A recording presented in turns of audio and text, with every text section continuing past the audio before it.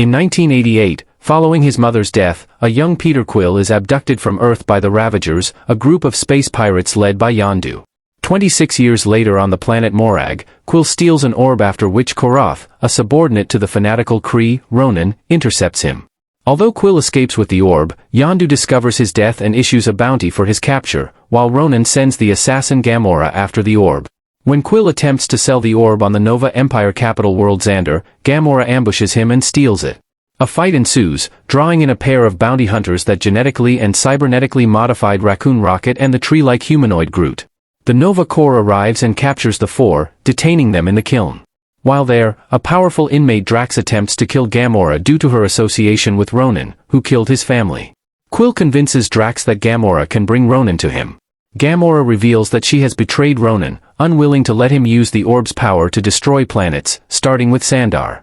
Learning that Gamora has a buyer for the orb, she, Quill, Rocket, Groot, and Drax work together to escape from the kiln. Elsewhere, Ronan meets with Gamora's adoptive father, Thanos, to discuss her betrayal. Accompanied by Drax, Quill's group escapes the kiln in his ship, the Milano, and flees to Nowhere, a remote criminal outpost in space built in the giant severed head of a Celestial. A drunken Drax summons Ronan, while the rest of the group meet Gamora's contact, the Collector. The Collector opens the orb, revealing an Infinity Stone, an item of immeasurable power that destroys all but the most powerful beings who wield it. Suddenly, the Collector's tormented assistant grabs the stone, triggering an explosion that engulfs the Collector's archive. Ronan arrives and easily defeats Drax, while the others flee by ship, pursued by Ronan's followers and Gamora's sister Nebula. Nebula destroys Gamora's ship, leaving her floating in space, and Ronan's forces capture the orb. Quill contacts Yondu before following Gamora into space, giving her his helmet to survive. Yondu arrives and retrieves the pair. Rocket, Drax and Groot threaten to attack Yondu's ship to rescue them, but Quill negotiates a truce by convincing Yondu that they can recover the orb. Quill's group agrees that facing Ronan means certain death, but that they cannot let him use the Infinity Stone to destroy the galaxy. On Ronan's flagship, the Dark Aster, Ronan embeds the stone in his warhammer, taking its power for himself. He contacts Thanos, threatening to kill him after the destruction of Xandar, hateful of her adoptive father. Nebula allies with Ronan.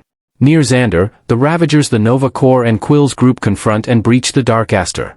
Ronan uses his empowered warhammer to destroy the Nova Corps fleet. On the Dark Aster, Gamora fights and defeats Nebula. She unlocks Ronan's chambers while Nebula is escaping, but the group find themselves outmatched by his power until Rocket crushes the Milano through the Dark Aster. The damaged Dark Aster crash lands on Xandar, with Groot sacrificing himself to shield the group.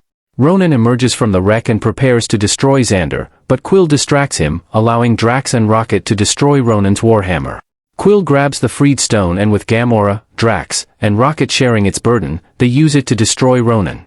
In the aftermath, Quill tricks Yondu into taking a container supposedly containing the stone and gives the Real Stone to the Nova Corps. As the Ravagers leave Xandar, Yondu remarks that it turned out well that they did not deliver Quill to his father per their contract.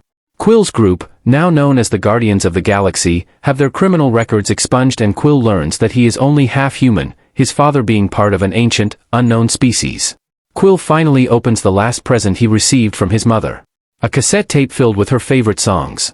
The Guardians leave in the rebuilt Milano along with a sapling cut from Groot. In a post-credit scene, the Collector sits in his destroyed archive with two of his living exhibits, a canine cosmonaut and an anthropomorphic duck, also known as Howard the Duck.